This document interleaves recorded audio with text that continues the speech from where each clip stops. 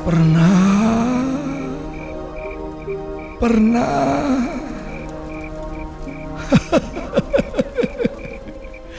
pernah ngadarenge meureun kai kaboa.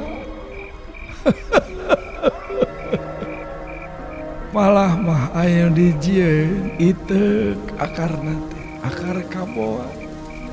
Nu murilit kahana malah aya nu dijadikeun gelang bahar.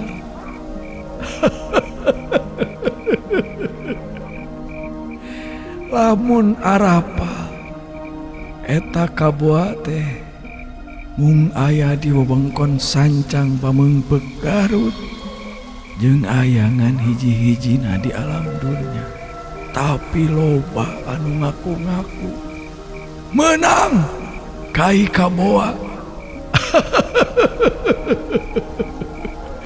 Ceuk cenah ieu tangkal teh pernah dipake ngiuhan Maryam anu dibere ngaran si Jagur. Tah ieu Maryam teh anu aya ngajagana teh si Belang, titisan Eyang Prabu Siliwangi. Lamun aya nu make kakuatanana, lamun salah-salah jelema teh ditutur-tutur ku si lodaya. Maung lugai anu panjangna 4 meter.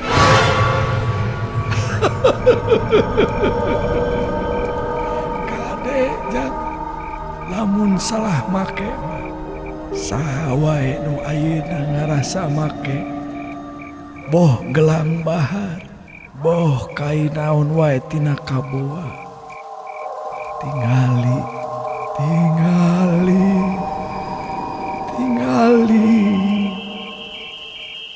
eta imah teh pasti geuman pedah aya si Belang eta titisan lodaya. Mau ngelugai.